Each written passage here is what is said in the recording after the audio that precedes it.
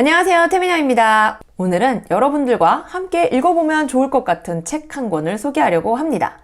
요즘에 가장 핫한 키워드, 바로 챗GPT입니다. 반병현 작가님의 책인데요. 근데 저는 항상 책을 보기 전에 그 작가가 어떤 사람인가 항상 되게 많이 체크하는 편이거든요. 근데 굉장히 인상적이었어요.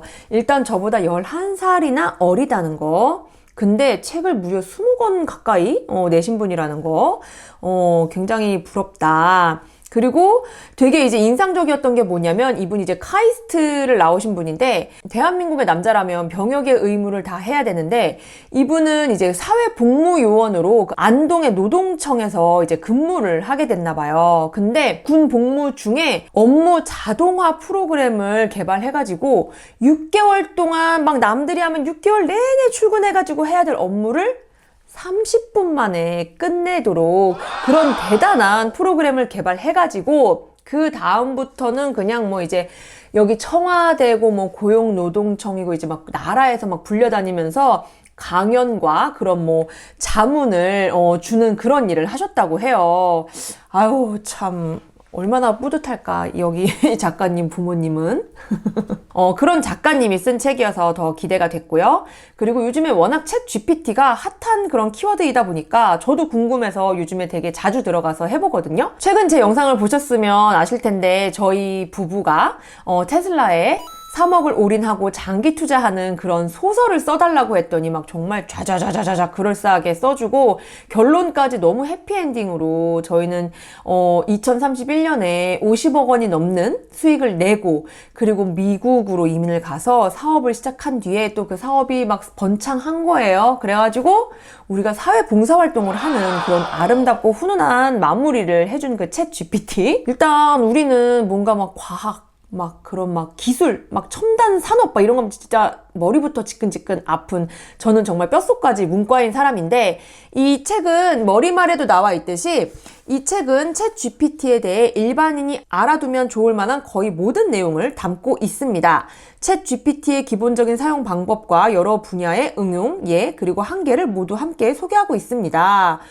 근데 이게 정말 그래요. 그냥 정말 뼛속까지 문과인 제가 읽어도 그냥 이렇게 챗 GPT가 만들어줬고 이런 원리로 챗 GPT가 돌아가고 있는 거구나. 그리고 내가 챗 GPT를 활용하기 위해서 내가 궁금한 점을 뭐 해소하기 위해선 이렇게 사용할 수 있구나. 사용법부터 실생활에 내가 응용할 수 있는 뭐 그런 다양한 사례들까지 다 자세하게 나와 있어서 여러분들이 정말 뭐 재미로라도 한번 요즘에 다 챗GPT 하는데 나라고 혼자 뒤처질 순 없지. 나도 한번 써보자 하는데 뭐가 뭔지 하나도 모르겠네 하시는 분들은 간단하게 요 책 한번 가벼운 마음으로 후루룩 읽어보시고 한번 해보시는 것도 좋을 것 같아요. 일단 이 책에는 정말 말씀드렸듯이 뭐 그냥 일반인으로서 뼛속까지 문과인 제가 봐도 그냥 쉽게 이해할 수 있는 그런 내용들, 챗 GPT를 이해하기에 정말 쉬운 그런 내용들을 다 담고 있는데요. 근데 이제 제가 또 누굽니까? 여러분들이 또 누굽니까? 우리가 또 이제 미국 주식에 투자하는 사람들 아니겠습니까? 그러다 보니 이제 챗 GPT에 관한 모든 것을 담고 있는 이 책 속에는 챗 GPT와 기업들 간의 관계에 대한 내용들도 나와 있어요. 그래서 우리가 지금 뭐 챗 GPT가 너무 핫해. AI에 투자해야 된다는데? 그런데 AI라는 뭐 그런 큰 그림을 놓고 봤을 때 AI를 개발하는 회사에 투자를 할 수도 있고 AI 데이터를 저장하는 클라우드 회사에 투자를 할 수도 있고 그리고 AI를 개발하는 데 있어서 핵심 부품이 되는 뭐 반도체 회사에 투자를 할 수도 있고 그런 거잖아요. 그래서 정말 내가 이 AI 분야에 투자를 하고 싶은데 어떤 데에 투자하는 것이 가장 좋을 것인가? 그런 질문에 대한 힌트가 되어줄 수도 있지 않을까라는 생각도 들고 그런데 제가 요즘에 저의 입에서도 굉장히 챗 GPT라는 말이 많이 나오는데 이게 뭐 최근 한때 메타버스, NFT 붐이 일었던 것처럼 이것도 정말 일시적인 붐으로 뭐 계속적인 개발은 되겠지만 이렇게 정말 화르르 타올랐다가 금방 꺼지는 불씨가 될 수도 있으니까 투자를 하실 때는 항상 주의하셨으면 좋겠다라는 말씀을 꼭 드리고 싶어요. 그리고 챗 GPT를 사용하는 데 있어서 그렇게 어려울 건 없습니다. 사실 제가 챗 GPT를 해봤어요 라고 하면 도대체 그 챗 GPT는 어디서 하는 거예요? 라고 물어보시는 분들이 꽤 계시거든요. 그런 분들에게는 요 챗 GPT 책을 한번 후루룩 훑어보시는 거 추천드려요. 챗 GPT가 처음에 접속해서 회원가입하고 이런 것까지 굉장히 자세하게 나와 있고, 그리고 챗 GPT가 아직까지 무료 버전에서는 조금 이렇게 버벅거릴 때가 있거든요. 그럴 땐 어떻게 하면 좋은지 그런 자세한 내용까지 다 담고 있으니까 한 번씩 후루룩 살펴보시는 거 제가 추천드릴게요. 그리고 또 신기한 게 이 책 속에는 챗 GPT가 작성한 한 페이지가 수록되어 있다고 하는데요. 저는 도대체 어디일까 그거를 정말 찾아내려고 되게 계속 생각을 하면서 책을 읽었거든요. 진짜 잘 모르겠더라고요. 정말 못 찾겠더라고요. 그래가지고 제가 겨우겨우 찾아낸 게 132페이지입니다. 그런데 문제는 정답을 확인할 길이 없다는 거. 여러분들도 이 책을 읽어보신다면 저와 같이 132페이지라고 생각을 하셨는지 아니면 다른 페이지인지 한번 비교해보시는 것도 또 쏠쏠한 재미가 될 것 같습니다. 그리고 이 챗 GPT 같은 경우 정말 친절하게 무료로 전자책 버전으로 특별 부록을 배포를 하고 있는데요.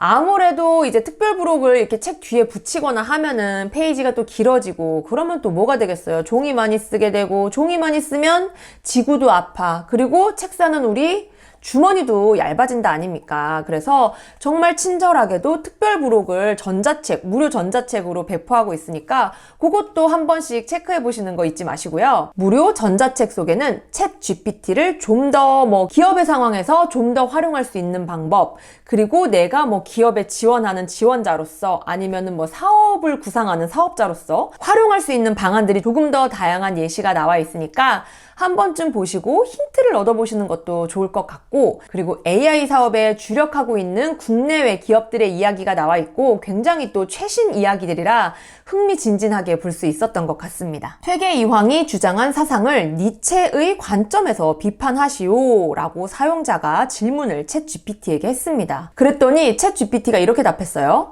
퇴계 이황은 사물의 존재는 성질과 정체성을 가지지 않고 오직 인간의 인식에 의해 존재한다는 사상을 주장했습니다.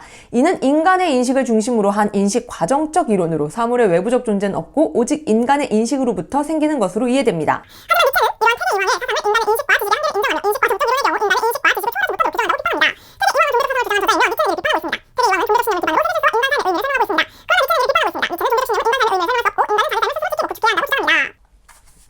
네. 되게 뭔가 그렇지 않아? 내가 무식해가지고 이걸 말뜻을 이해 못하는 건가? 이게 한국어가 맞나? 이런 생각 들지 않으세요? 저는 그런 생각 들더라고요. 저는 처음에 나의 무식함을 의심해봤지. 내가 진짜 이런 철학적인 지식이 없고 아니면 내 문해력이 딸려가지고 이거 이해가 안 되는 건가? 그래서 정말 이 문장을 곱씹어가지고 봤는데도 결국에는 이거 뭔 개소리지? 그런 결론에 도달했습니다. 그런데 정말 이거를 그냥 마냥 헛소리라고 치부하기에는 이런 문장의 매끄러움이라든지 이런 정말 이렇게 그냥 겉으로만 봐서는 어느 하나 흠잡을 데가 없는 그런 이제 말투 그런 거를 이제 구사하고 있어서 이거는 정말 하나하나 이렇게 한 줄 한 줄 제대로 꼼꼼하게 파악해보지 않는다면 그냥 되게 멋진 글이다.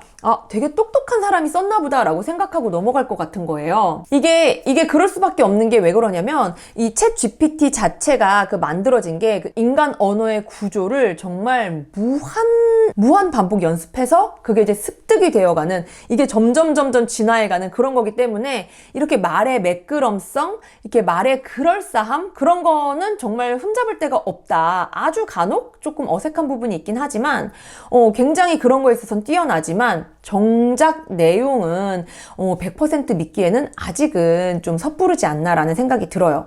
이제 저는 아이를 키우는 엄마로서 아이가 갑자기 열이 오른다, 갑자기 어디가 아프다 할 때 이렇게 네이버 블로그 같은 데서 검색을 많이 해요. 근데 되게 어떨 때는 키워드를 넣기가 애매할 때가 있어. 그러면 가끔은 그냥 문장체로 질문을 넣기도 하는데 그러면 답이 나올 때도 있고 안 나올 때도 있고 그렇거든요. 그렇지만 아직까지는 그래도 이제 네이버 같은 경우는 지식인이라든지 거기에 등록되어 있는 전문가들이 답변을 해주시는 것들이 있기 때문에 어느 정도 신뢰를 할 수가 있는데, 이 챗 GPT 같은 경우는 그런 질문을 하고, 그러니까 검색을 하는 시간을 줄이고, 검색을 하는데 용이함은 분명히 기존의 포털 사이트 검색 방식보다는 훨씬 편리한 것은 맞지만, 아직까지 그 내용을 100% 신뢰할 수는 없다. 그래서 아직까지는 우리 실생활에 정말 100% 받아들이기에는 조금 무리가 있지 않나.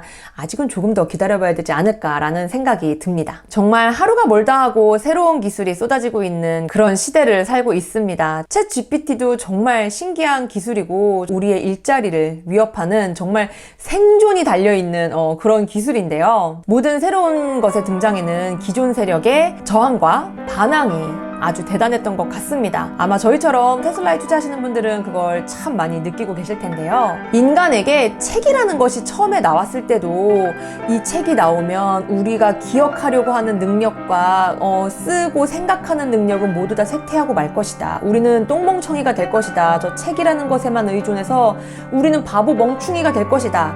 라고 사람들이 엄청 많이 걱정을 했었다고 합니다. 챗 GPT, AI, 미래의 삶의 방향이라면 이것을 무조건 저항하기보다는 어떻게 하면 내 삶에, 어떻게 하면 내 비즈니스에 적용을 해서 조금 더 편안하게, 조금 더 스마트하게 할 수 있을까라고 조금 발전적인 쪽으로 생각해보는 건 어떨까요? 그럼 태민여 여기까지. 다음 영상에서 만나요. 빠이염.